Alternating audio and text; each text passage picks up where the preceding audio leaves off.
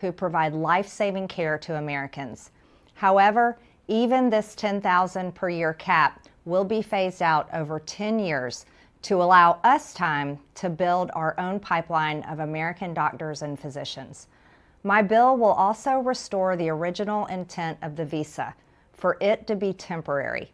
These visas were intended to fulfill a specialty occupational need at a given time.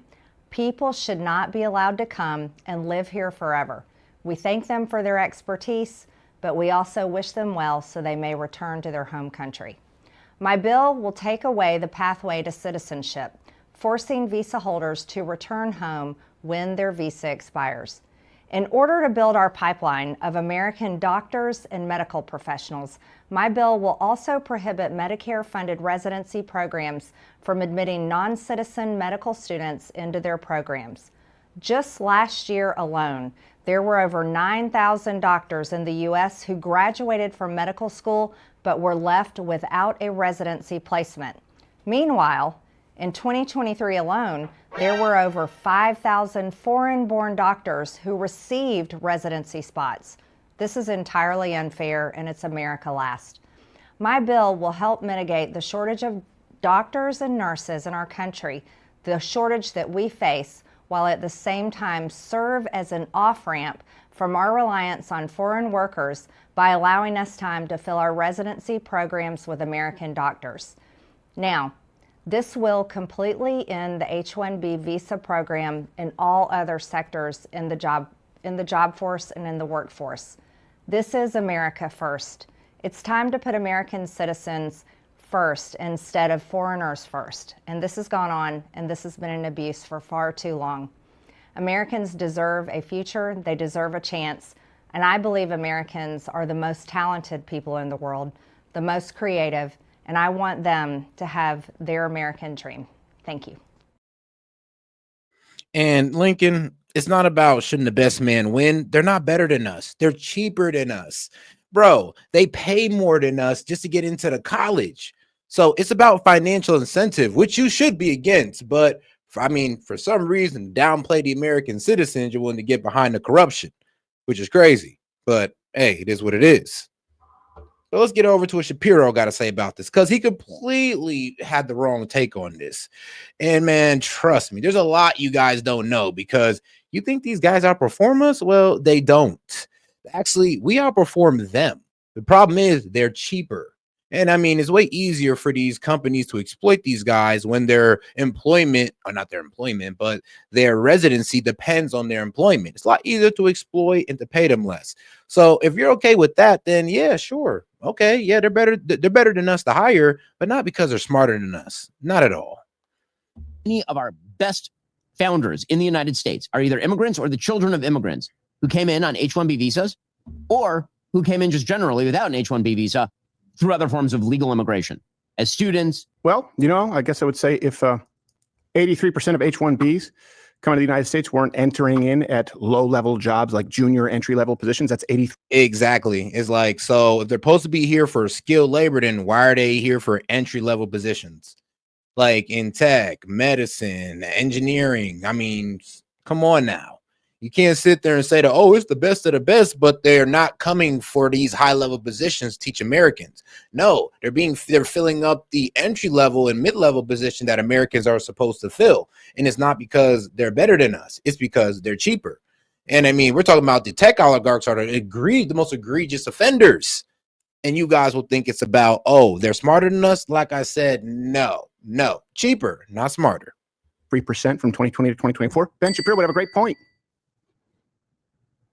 But that's the case, so he doesn't. This is just a silly take, in my opinion. No, not in my opinion. It's a silly take. Here's Ben Shapiro, who, by the way, is, of course, very sharp on a lot of issues.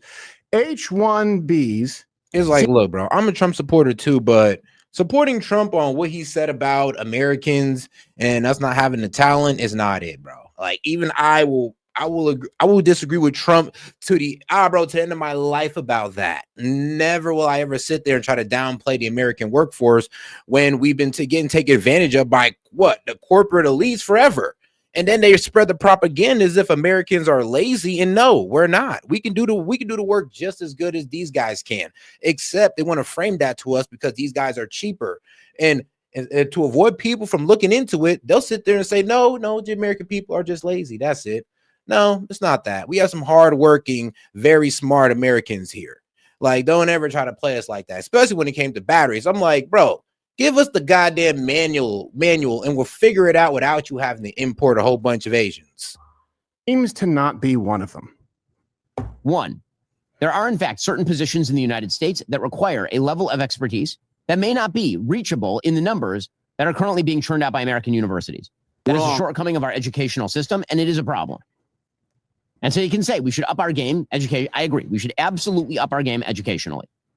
Yeah, but when Trump says something like, oh, well, if we kicked out all the Asian and Indian students, a lot of our colleges would fail.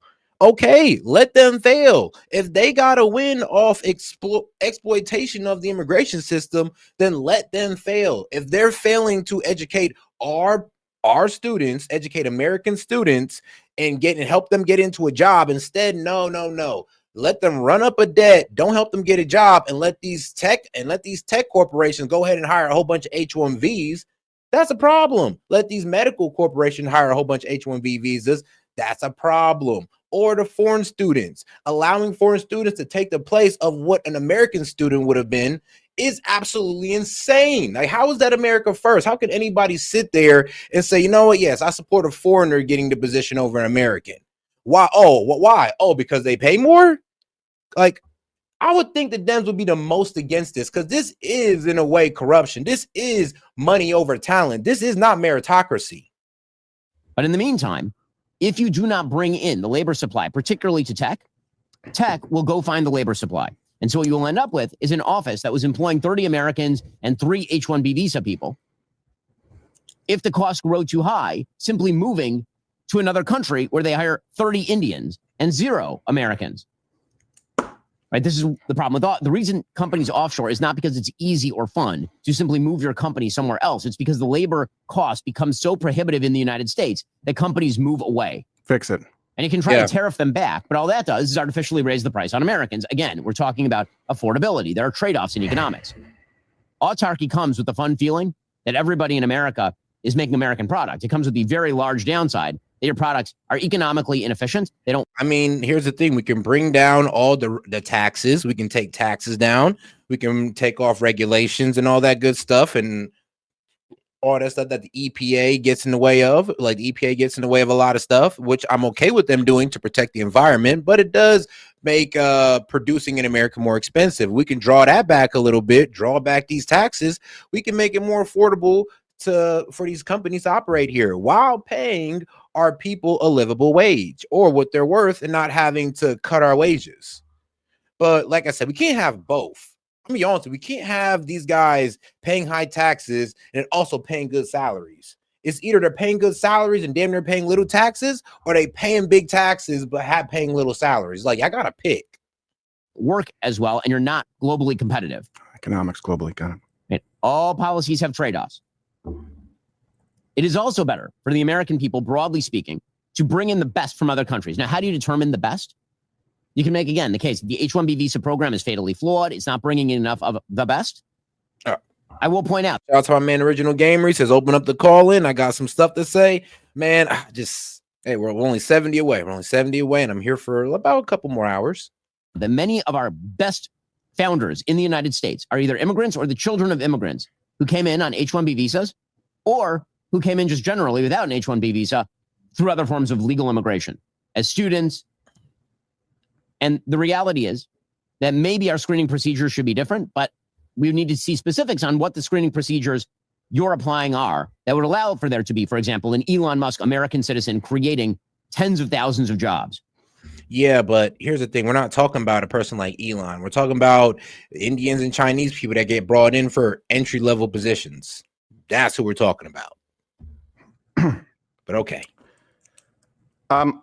Well, I guess I would say if 83% of H-1Bs coming to the United States weren't entering in at low-level jobs like junior entry-level positions, that's 83% from 2020 to 2024. Ben Shapiro would have a great point. Yeah. but that's the case. So he doesn't. Not to mention, of course, you can look at the average H1B wage, right? It's 17 to 34% lower than the actual median salaries for the profession. That doesn't seem in line with the best in the. Yeah, I know, that's what I'm saying. They're cheaper when they're 30. Look, when H1B visa is 20%, 30% off on employment, I mean, who you going for if you're an employer? Of course, you're going to try to look out for your bottom line and hire as much H1Bs as possible. Why? Because, I mean, hey, they may not be as smart as Americans, but God damn it, they're cheaper and the job will get done eventually. Brightest? Best and the brightest? Cheaper? When people say, oh, well, if you want to scrutinize the program, well, when 83% of the H1Bs that are part of this program are going to low-skilled or entry-level workers, I would say scrutinize anyone who supports the program, because 83% of it is not in line with the program. It's not even close. In a cruel twist of irony, Daily Wire has replaced Ben Shapiro. Oh my God, beautiful. I don't want to get into it more. Hey, I mean, if I give you a stew that's 83% shit, is it still stew? Do you say like, well, I mean, it's a fact. We need to scrutinize the stew, or just throw out the stew because it's mostly shit? Make sense? It's kind of gross. Yeah. He's smarter than that. Yeah. He tries to conflate H1Bs with autarky, which is complete self-sufficiency, like a North Korea. So he goes from, we want to kick out some Indians that don't merge with our culture and take jobs from Americans, to we want to be a North Korean style economy. Yeah. And I mean, you guys can look over here at this as well. I mean, here it is: China, India, Russia, US. Now it says here, figure 1 in computer science skills across China, India, and Russia and the United States. Mean estimates for China, India, and Russia are each statistically lower than the mean estimate for the United States. AKA, that means, guess what? Our students score higher than their students do. So the Chinese students don't rank higher than our American seniors, or don't score higher than our American college seniors when it comes to computer science. No, we're leading in that. But for some reason, we're not getting the jobs because why? They're cheaper. So when they sit there and try to lie to you, I mean, you can always point them to this post right here. That shows U.S. college students studying computer science outperform their foreign counterparts by almost a standard deviation. Indian college student seniors are the weakest performers. But hey, they'll talk about meritocracy when they're really just honestly covering up for the corporate elites undercutting American citizens. But hey, man, the Dems, they know not what they do. They do not what they say. Well, some of them. But all right, though, let's go ahead and get back to our guy, Steven Crowder. No, exactly. And the other thing is, well, they're going to have to compete. Okay. We're talking about legislation at the top level, and then you don't run into that problem.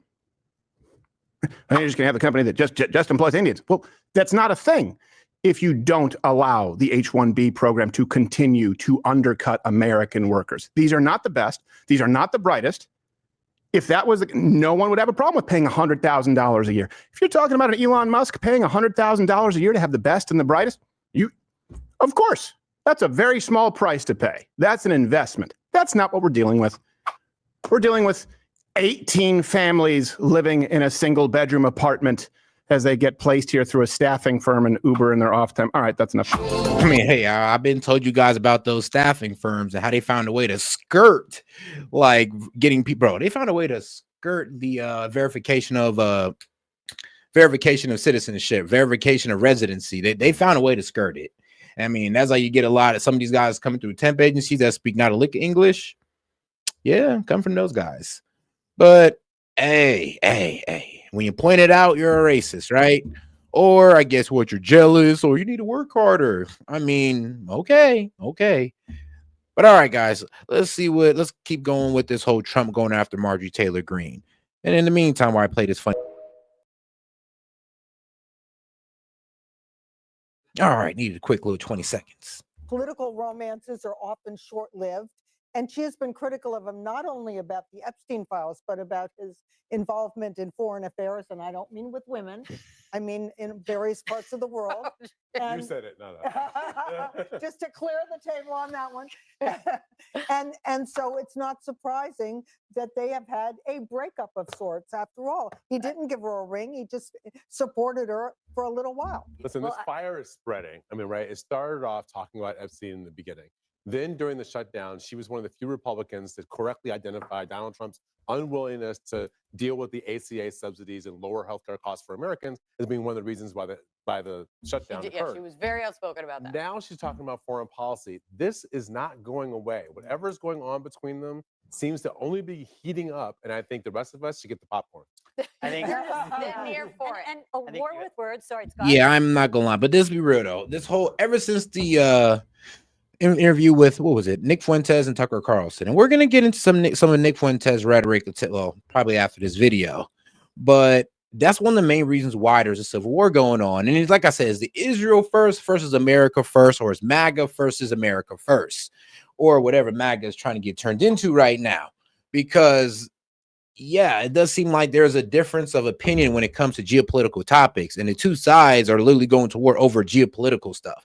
Like, we both want the same for America, but when it comes to geopolitical, the other side is like, and I'm talking about the Israel first side, they're not accepting anything else. I mean, if you're not aligning with what Israel's doing, if you're not aligning with what they want to do, I mean, honestly, with the Israeli lobby, then you aren't MAGA, you're a traitor, and you should be banished from the Republican Party. Now, the other side of the Republican Party, which is the American Firsters, were pretty much like, what are you talking about? Like, this is just geopolitical stuff. This ain't even about home policy, and you guys are trying to kick people out over it.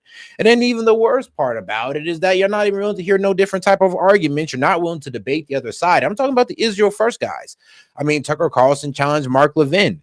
That man, well, he was a coward about it. He did not step up to that debate when he should have. I mean, if you guys are gonna have all this criticism and tell these guys how they're wrong and all that, then have the debate with the American First side. Because I'm gonna say the Israel First, or the so-called want to call themselves MAGA, y'all are kind of losing the civil war if you can't debate these guys like Dave Smith, Tucker Carlson, Thomas Massey. If you're not gonna debate those guys, I'm gonna be honest with you, I might just want to shut the heck up, because that means your position is indefensible. And you don't want to get embarrassed on the world stage. I mean, Nick Fuentes versus Ben Shapiro. We need to start seeing lineups, okay? Like, it's like UFC night, okay? It's like headlining Ben Shapiro, Nick Fuentes, and after that, it's Tucker Carlson, Mark Levin.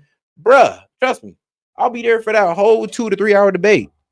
A war with words with Donald Trump is such a risky business that I cannot believe she has the bravery to engage in it, because even if she was right, she's still going to lose. Is there an example of put up- anyone beating Donald Trump at this game? Never. This is his game, and he's great at it. And she's barking up a tree that she's going to fall on her really hard. You know, it's interesting. He has some people who profess to be strong supporters who do oppose him more often than the people that you might not think are his strongest supporters. She's one of them.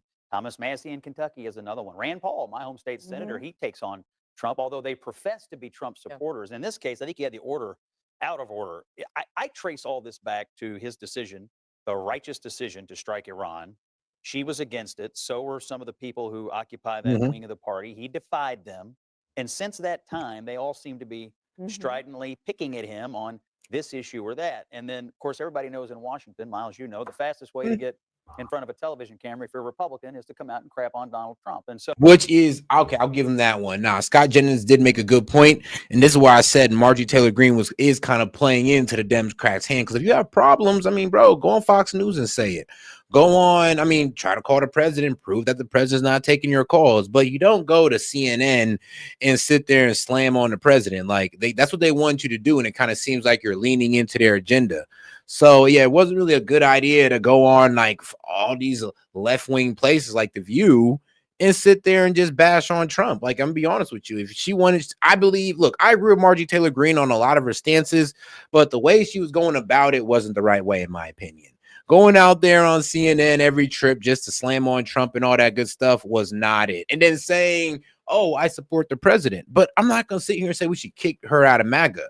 Like, there should be able to be people who disagree with the president that we still considered MAGA. And she wasn't even really let's be real. She wasn't disagreeing on anything crazy. She just said that the president should pay attention to more about home politics than what's going on outside of America. I mean, that's a reasonable ask. Now, of course, what she said on CNN pissed me off when she started trying to say about, well, we need to figure out a way for these illegals and all that good stuff because I'm in construction. Yeah, that pissed me off. But to sit here and say we should just kick her out of MAGA all the way through is not it.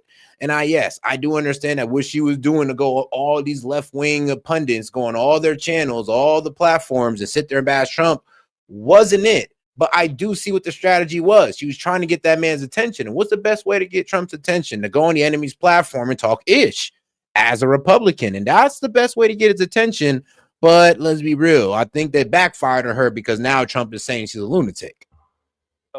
That is what she is But doing. you know, Scott, that is what she is doing I because trace she it is back mad at him further than that, Scott. over these issues, and that's what happened. Scott, I trace it further back than that. I trace it back to 10 years ago when you said Donald Trump was an authoritarian. And you know what, Scott, I've got to hand it to you. That was a remarkable forecast because 10 years later, I think you called it. Here's Donald Trump today, the man with the heart and soul of a fascist, showing us he now has the bona fides. By tonight, ordering Heart and soul of a fascist? See, this is what I mean. Y'all cannot turn the rhetoric down even if you tried. The heart and soul of a fascist. 10 years later, I think you called it. Here's Donald Trump today, the man with the heart and soul of a fascist, showing us he now has the bona fides. By tonight, ordering investigations into American citizens. That's why members of his party, that's why members of his he's running the executive against him. Why are you so upset he's running the executive branch? For the same reasons you predicted he shouldn't. For the same reasons, Scott, you said he violated his oath and he should never be back in that office. That's why I'm upset for the man being in the Oval Office. I happily voted for him 3 times. I know that. The alternative was terrible. And a lot of your friends were shocked. Yeah, well, a lot of my friends would have been shocked at you trying to subvert the elected president of the United States, which you did. Oh, well, I proudly did. I proudly some said mid-level to the staffer country substituting his judgment for the elected president of the United States. Well, Good Scott, luck, I would have brother. loved to have seen you stand up to it. Good luck. Back to MTG. I mean, bro, it's kind of hard to hear anything you're saying when you just says he live and breathes fascism. I'm like, all right, dog. Yeah, no reasonable person is listening to you after that statement. Is it the sign of a changing tide? Is it the sign, or is it a singular one back and forth between one Republican who is getting into a fight with Donald Trump? Or do you think there is a possibility that it is the beginnings of Republicans seeing past the Donald Trump era? The short answer is that we don't know. Hey, yo, and shout out to Mr. Smarty Pants for sending in 100 jewels, and shout out to Cache My Memory for sending in another 100 jewels. Appreciate the support, and that does count towards the total, because for every 100 jewels is $1. Because you've got like Thomas Massey saying exactly that. Like your vote on this discharge petition is going to outlast Donald Trump's time here. So you need to consider that when you make your decision. But if we keep paying attention, what we see is that last week, the president got his clock clean in an election. All the Republicans got their clock clean in an election. This week, we see what's happening with the Epstein files. So next week, we're going to see them take a vote. And if we see a bunch of Republicans defect on the Epstein files, I think what we're seeing is the real testing of the waters to find out whether or not you can oppose Donald Trump and still get elected. When we talk about Marjorie Taylor Greene, the one thing we haven't talked about yet is her fundraising prowess. And according to sources, she is the most popular fundraiser in the Republican Party other than Donald Trump. She's If that's the case, they're going to divide up. This prediction about no one's going to care about. I was asking it a question. I wasn't predicting. No, you said people were. Somebody said that this was going to outlive. Tom Massey. And the prediction that this was going to outlive. Oh, I can't sit here and say that Marjorie Taylor is not a powerhouse in the Republican Party. She is. And she's one of the most vociferous supporters of Trump. So to sit here and say that, she's a rhino and all that good stuff, I can't say that. But I will say that she's, due to her positions that she was taking on CNN and all that good stuff with you know what? I would say it like this. I didn't like when she was pretty much trying to call out what he was doing with ICE, because I was like, yo, what the hell? But when she was calling out that how he should pay attention more to affordability, I was like, okay, yeah, I can agree with her on that. So as far as I'm concerned, the few times she did speak out against Trump, I've only disagreed with her one time. And that was because she was trying to speak out against what Trump was doing with ICE and then trying to defend how construction companies should be able to hire these illegal workers. And I was like, yo, you need to get the hell up out of here with that. I totally disagree with that. I think right now more people are worried about whether they can watch ESPN on YouTube TV tomorrow than they care about this. And that's certainly going to be true in 1 year, 5 years, or 10 years. So Eric, Yo, what's up, Castro? Yes. And the space lasers. The space lasers was definitely a funny one too. Hold on, but what they do The Jewish space did not lasers. get their clocks They do care. cleaned They last do week. care about They the did fact the not. president is sort of breaking everything. Right. Right. They see a hole in the White House right now. I was in Detroit last weekend for an event, and it was the number one thing people came up to me, the scholarship dinner, to ask about. Is it okay for the president to tear down the White House without anybody's permission? That was the number one thing. That was the number one thing that people brought up unprovoked. The to find out idea about. of, I keep hearing this over and over again, is like, no one cares about this because they only care about that. You know what they care about? They can't buy a house. That they can't. They care about houses affordability. aren't Eric- unaffordable and that food costs too much. Yeah. But they don't care about the White House. The fact is, a president who don't care can't about the model White House. remodel Many the people White care House, about the White House. that's ridiculous. Every President visitor. who Many can wage Americans war, care about the who White can House. make You major don't care about the White decisions, House. can't remodel a room in the White House. He didn't remodel it. He tore it down. He tore it I down. mean, yeah, that's what you got to do, man. When you're remodeling, I mean, shoot. My mom remodeled the kitchen. She got to tear out the cabinets. It looked crazy in there for a minute. But then when they set the marble down, they laid everything out. They got the chrome finish. I mean, it looked great. I mean, that's how it works. You got to tear it down, rebuild it. And now it looks wonderful with the gold trim and the fine art everywhere. It looks lovely. Come on, man. Stop hating. Besides, the ball house makes the White House more prestigious looking. Why not? I couldn't tear down my garage without getting a permit from the city. And But that's he all can the tear it down. But let me ask you this. And he's tearing down a I ballroom. think this often when people say, you're all talking about this, but here's the focus should really be this. People hold multiple thoughts and focuses in their heads at the same time. Like, people can care about multiple things. They can care about not being able to buy a new home. They can care about the skyrocketing cost of food, which we'll talk about shortly. And they can care about, I don't know, anything else. Stacey Plackett getting text messages from Jeffrey Epstein, if you want to take it from Scott's side. Like, you can hold all of these thoughts. I always think it's just someone trying to say to me, I don't want to answer your question, by just trying to deflect that way. I find it a deflection when people say, don't focus on this. You need to focus. Everyone only cares about this one issue. Well, I mean, if you're analyzing it from the perspective of like political consultant speak, like what do voters care about? How do we get voters to move a certain direction? Next year, the way you'll get voters to move would be on cost of living, healthcare. I mean, things that actually motivate their lives. They may have some interest in this, some passing interest in it, but motivation. I mean, yeah, I might want to stick on affordability instead of trying to outrage your base with the ballroom. And to be worried about this ballroom is so petty, man. It's like, it just shows the TDS that some of these guys have. Like, a ballroom. You guys are crying about a ballroom. You guys got to understand how ridiculous that is. The vote? I mean, everybody knows what the bread and butter issues are. This won't be one of them, but Yep. the ones that will be relevant are. I mean, yeah, when it comes to that 2026 midterms, I promise you, we will not be talking about this ballroom.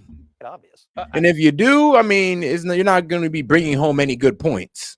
I disagree with Scott fervently on Donald Trump, and I could not agree with him more on that point. Voters aren't going to care about this next year. For better or for worse, they are going to care about things like affordability. Everyone in politics is going to be running that direction in the lead up to the election. And the people that do care about it, though, and consistently get lost in it, are the victims of Jeffrey Epstein, who then just wrote a letter to members of Congress saying, think about if this was you.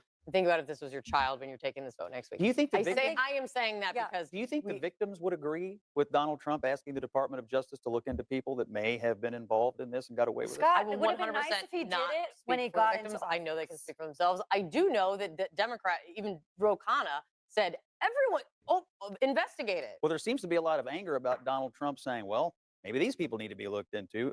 Why? If they were involved in it. I think where the interest is if these people are looked into, a member of Congress actually said it today, we don't have time to run it, but if these people are looked into, does that mean that Donald Trump can be looked into as well? Is there a shred of evidence he ever did anything untoward? Is there a shred of evidence? No, about anybody else? Is there a shred of evidence? No. All right, same answer for the other people.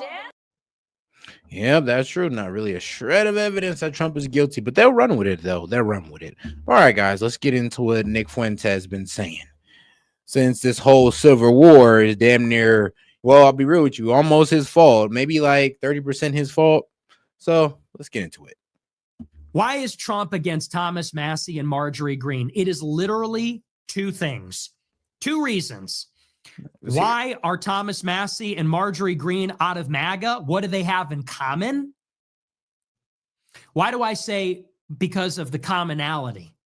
A lot of Trump defenders, a lot of Republican apparatchiks will say that the reason Trump is condemning Massie is because Massie doesn't vote with Republicans in Congress. Massie has a problem with Trump's agenda as a libertarian. That's what they argue in defense. They say, well, Thomas. Which is true. And then, I mean, here's the thing. Even with the big, beautiful bill, though, Thomas Massie was voting no. And it wasn't because he was against the cuts. Actually, nah, it's because he wanted those cuts plus more. So it was almost like Thomas Massie was out MAGA and Trump. He means like, nah, these Trumps ain't enough. I need more cuts, Trump. I want more. And yeah, the Dems are going to completely lose their shit if Massie would have got what he wanted. But I'd have been for him getting what he wanted. Massie happens to be against AIPAC and foreign aid to Israel, but the real reason is that he's this obstructionist. But that's not true of Marjorie Taylor Greene. I mean, that is also true. I mean, Thomas Massie was a guy who called out the fact that almost every political, senator, I mean, almost every congresswoman and senator has an AIPAC guy. And I mean, an AIPAC guy. Everyone has an AIPAC guy that they got to, check in with AIPAC to make sure they're aligning with, the Zionist agenda. Like, I don't know, man. That's a bit uncomfortable to know. Massie happens to be against AIPAC and foreign aid to Israel, but the real reason is that he's this obstructionist. But that's not true of Marjorie Taylor Greene. Marjorie Taylor Greene has been one of Trump's strongest allies and a good friend of his since she got into Congress 5 years ago. So you can't say that about Marjorie Greene. You can say that Thomas Massie, and I would even argue there's some credibility to this. I think it's a pretext, but it's sort of a compelling one. You might argue that, well, Thomas Massie hasn't been specifically a great ally to Trump, but that cannot be said about Marjorie Greene. Marjorie Greene has always been a loyal supporter and defender of Trump and his agenda in Congress. So why is Trump condemning her and Massie? Well, there's a common denominator between them both, and it's not that they're against Trump's agenda. It's two things. One, they're both against foreign aid to Israel. Facts. Marjorie Greene, like Thomas Massie. Marjorie Greene, Thomas Massie have both constantly voted no to sending foreign aid to Israel, sending weaponry to Israel. I mean, yeah, when it came to Israel, there were hardline no's every single time. No. And they're one of the main two one of the main two Republicans that are pushing to get the Epstein files released. That's also another one. Massie has become extremely outspoken against all the U.S. aid to Israel, which, by the way, is what Trump's own doctrine calls for. If Trump says America first, and pursuant to his executive order, the State Department was ordered to review all foreign aid to every country, that review, that executive order, that policy should apply to Israel as well. But it didn't, and it hasn't. Out of all the countries that we give foreign aid to, the only... Hey, and shout out Steph. She says, hey, my friend Set and everyone, besides the TDS patients. I mean, don't worry, Steph. Don't worry, man. We giving them their medicine. They will be okay. We got them. We got them. But shout out Steph, man. Appreciate the support. Member for 14 months. Appreciate the support, sis. Only country that kept getting their foreign aid was Israel. And when Congress considers items like this, the only country where this became a controversy was Israel. Last year, AIPAC, the American Israel Public Affairs Committee, committed $100 million specifically to unseat any congressman or woman that voted against the aid package to Israel last April. So Marjorie Greene and Thomas Massie, they have the America First position. They're against foreign aid to Israel. For that, they become critics of Trump and his agenda, and they're out of MAGA. Reason number two, they both are calling for the release of the Epstein files. Once again, something that Trump himself promised. His son, the doofus, Don Jr., is at Turning Point USA saying, I'm on every FBI wanted list except the Epstein list. They promised this. They promised disclosure on the Epstein files for 6 years. Epstein died under Trump, and ever since Trump left office, Trump and his family and his boosters, all they could talk about was the Epstein files. Epstein didn't kill himself. Clinton was on the island. They promised to release them during the campaign. They went through the motions and tried to trick everybody this February. And now, which was a bit wild because it did, like, especially Kash Patel saying all this crazy stuff on his podcast. He's about to go in there and declassify everything. Then he comes in there, don't really declassify, does not declassify everything, does not release all the Epstein files, but he can come out on Fox News and tell our ass, well, he killed himself. He wasn't really trafficking to nobody, and you should all just forget about it, man. Just keep it moving. Nothing to see here. Yeah, we weren't taking too kindly to that. that Marjorie and Thomas Massey actually want the files, that's the other reason they're out of MAGA. Now, what have we learned? In order to be a part of the Trump movement and a part of MAGA, you have to support foreign aid to Israel. You have to be in favor of Trump's cover-up of the Epstein files. That's apparently now what MAGA means. MAGA used to mean three things. It meant no free trade, no foreign wars, no mass migration. That's what MAGA used to mean. And if you weren't on board with those things, you were out. And consequently, most of the GOP was out, and the Israel lobby was out. That's why Trump was criticizing Sheldon Adelson in 2015, and AIPAC, and the Israel lobby. Look up the tape, December 2015. Google Trump, Rubio, Adelson. It's all there. Anybody that was in favor of mass migration, foreign wars like Iraq, or free trade was out of MAGA. Yep. I mean, that was it. A lot of people won free trade, which was pretty much screwing the American worker, and that only helped out these other countries, but screwed our middle class. I mean, foreign wars, we wanted out of that. That was all the Zionists or the Israel lobby that wanted to push that all the time. There's a lot of things that Nick is right. We signed up for those three things, and well, we didn't get into new wars, but we did bomb Iran. So I can't really sit here and agree with them saying that he got us into a war. But when it came to the whole free trade thing, he kind of smack us in the face with the, oh yeah, we're going to bring in like 600 Chinese spies and all that good stuff. I mean, sorry, students. MAGA was smaller in DC, but it was bigger in America. That's the movement that had the mass following. That's the MAGA that people supported. Now it's a precondition that you're in favor of covering up for an Israeli sex trafficking asset, and you're in favor of sending taxpayer money to Israel while we suspend foreign aid for every other country while we're running a $2 trillion deficit on top of a $38 trillion debt. That's now apparently what MAGA means, according to Trump. Well, and all right, before we get into the next video of Nick Fuentes, I'd ask you guys to go ahead and enjoy this funny clip. Hey God, so Ramses said no about letting your people go, and he might have mentioned the fact that he's not afraid of it because he has the other Egyptian gods that are stronger than you. Interesting. What are his other gods? Oh God, I was afraid that this was gonna happen. He mentioned Hapi, the god of the Nile. Interesting. Gabriel, turn that river into Kool-Aid.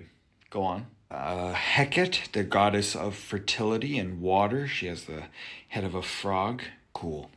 Here's 1 billion frogs. Let's see if that's fertile enough for them. Keep going. You're really not gonna like this one. Geb, god of the earth, controls dust and stuff like that. Dust. Perfect. I love it. Turn all the dust into lice. Let's see how they like that. Khepri, god of creation. He has the head of a fly. Swarms. Next. I saw that one coming from a mile away. There's Hathor, the goddess of the harvest with the head of a cow. Kill all the cows. You know what? Why stop there? All the livestock. Screw it. Okay, I don't know if I should keep going, but Isis, the goddess of medicine. Boils and sores. Everyone has them. Has Isis revealed to them what dermatology is yet? Has Isis revealed to them what dermatology is? I don't even know what that is. Okay, but there's Nut, the goddess of the sky. Seth, the god of storms, and Ra, the god of the sun. Fire and ice falls from the sky. The locusts will eat everything that's left, and they worship the sun? Okay, no sun. Let's just get rid of it. There's one more thing. The pharaoh might also think that he's the son of Ra, and so he himself is divine. He thinks he's the son of God. He kind of stole my thunder there. All right, Let's kill all the firstborns. Kill all of them.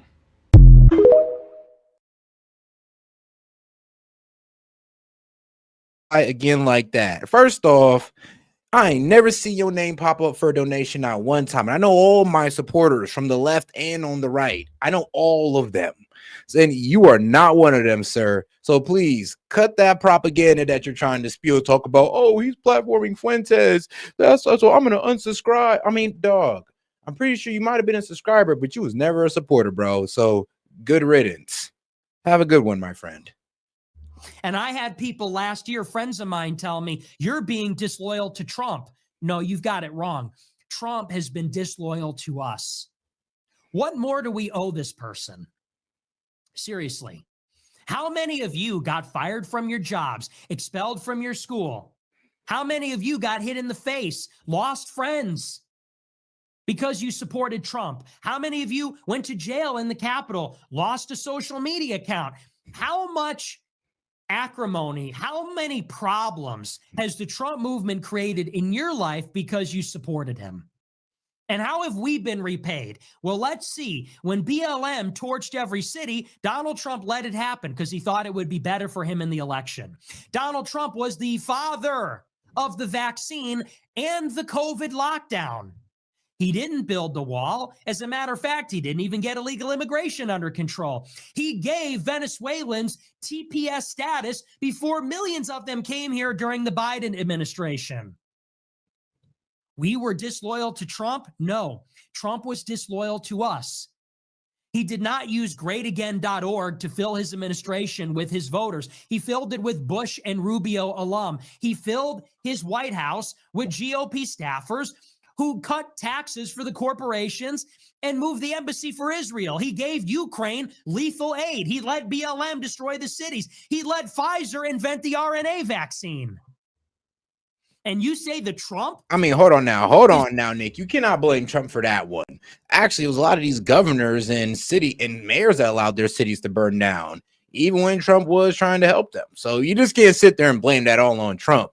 See, Nick Fuentes, I like how he does sit out. He is a conservative, and he does like to call out people on our side, and I like that. But sometimes he overdoes it. I mean, like, bro, you know, a lot of that was Biden's fault. And also, you can't sit here and say the man didn't solve immigration. And then here's the thing. The TPS program that he did for the Venezuelans, I mean, actually, no, the TPS program was under the Appropriation Act of 2022 under Biden. That's when the temporary protective service was enacted, and it was expanded, for more than like what 100 countries. So yeah, Trump giving it to Venezuelans or something like TPS for Venezuelans, and Trump and Biden actually enacting it for 100 plus countries is two different things, my friend. He's owed our allegiance. What more do we owe this guy? Then Trump is reelected in spite of it all. In spite of all of that cowardice and treachery, no wall, no mass deportations. We're still in Iraq. In spite of all that, he didn't even pardon his supporters that went to jail on his behalf, although he could have. In spite of all that. Hey, shout out to my man Anonymous for sending the turkey for 2,000 joules. Appreciate the support, my man. And that will we consider a baller alert. Appreciate that. Shout out to my man Anonymous. Trump is reelected while defending the vaccine and his legacy. And how does he repay it now? He immediately hires Sriram Krishnam, who wants to replace us with H1Bs, John Ratcliffe at CIA, Mike Waltz as the National Security Advisor. He attacks Project 2025. Then he bombs Iran. Then he cuts the corporate taxes again, buries the Epstein files. I mean, hold on now. I don't even really see what's wrong with cutting the corporate tax when it incentivizes these corporations to raise wages and also to start doing investments and start hiring. So I'm not really sure what his problem is about that. I think he's just saying F Trump. He's just going off on Trump because of the whole Israel support. I truly think that's what it is with Nick Fuentes. It's like he'd have been okay with everything else, but it's F Israel and Laura Loomer. Serves you right. You trusted Trump. You can't trust Trump. He's not loyal. I had friends of mine say, you're not loyal to Trump. We're still trusting the plan. Mr. President, I support you. And these people have watched as Elon has stopped supporting him, as Tucker has stopped supporting him, as Candace Owens has stopped supporting him. And now Marjorie Greene has stopped supporting. I guess they're all traitors. I guess they were all wrong. And all over Israel, though. Now, let's get this straight. They didn't drop support for Trump due to his home policies. They dropped support for Trump due to, well, I would say Epstein files and then, and you know, that kind of being slow road to be released. And two, geopolitical matters. It's mainly about Israel. All right, that's why I say it's the Israel first versus the America first. That's what this is about. It's not, it has nothing to do with really home policies. It has everything to do with the support for Israel. That's mainly what it's about, and that's what we're going to have to figure out. Now, as the Republican Party goes on, are we going to be an America First party, or are we going to be hit with the punchline of, well, you're not America First unless you're Israel first? What's it going to be? Like, and this is for the guys that support Trump like myself. What's it going to be? Because me, I already made my choice. It's America First all the way through. If Trump is going to go the other direction, then so be it. It is what it is. But let's see what happens. what does Trump even stand for anymore? I said this. I mean, shoot, it ain't the first time, man, look, it ain't the first time a party left me. When the left left me, it is what it is. If the right does the same, I'll be right here doing the same thing. Earlier in the week, Trump is not the be all end all. We supported Trump because of what he represented. We didn't vote for Trump because he was an obnoxious boomer. We voted for Trump because he was going to put America first. He was going to end mass migration, end the foreign wars, end free trade. Which, let's be real, he did, and he did stop immigration when it came to these guys coming in, and that's something that Joe Biden didn't even try to do. If anything, he tried to make it easier for these guys to get into the United States. So we got to give Trump that one. At least give him that. And then, let's be real, Nick. Are there any new wars? No, there isn't. Like, we're not going to war with Venezuela. We're not going to war with Iran as far as we can see. And if war is going to be struck with Iran, it's going to be Israel doing it. Who's going to end the globalist corruption in the government. And if Trump even tries to drag us into that, he's going to receive major pushback. Now, none of that is happening. We do not have a tariff schedule. The wars there are more wars now than there were at the start of all this. All right, come on now. All right, come on now. That's just being dishonest. There's more wars. The man just solved a whole bunch of them. We still got the same two wars that were started under Biden. The same ones. Is the Israel and Gaza one? And actually, hold on, that one's actually at a ceasefire. So you can't even really say that he's doing bad on the geopolitical side. The problem is we're just a bit annoyed with him focusing too much on the geopolitical side. Favor of, they want to bring in more legal immigrants than ever. They want to keep the illegals here. They haven't even started on the wall. Like, literally. And now MAGA is about covering up for Epstein and doing Israel's bidding.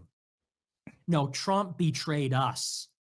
And that's, in some sense, it's not okay that he did it, but we will be okay. And all right, now I guess that's how Nick is feeling. Now, when it comes to Nick Fuentes' views, like I said, I'm not going to agree with the man 100%. I don't agree with anybody 100%, but we can find some common ground. And what I get from Nick is that he does truly care about the American people. He does truly care about the America First agenda, and that people in America are put first. I mean, we can all sit there and agree with Nick on that. Now, how he's going about it, we can disagree on. It's my same stance with Marjorie Taylor Greene. It's like, all right, well,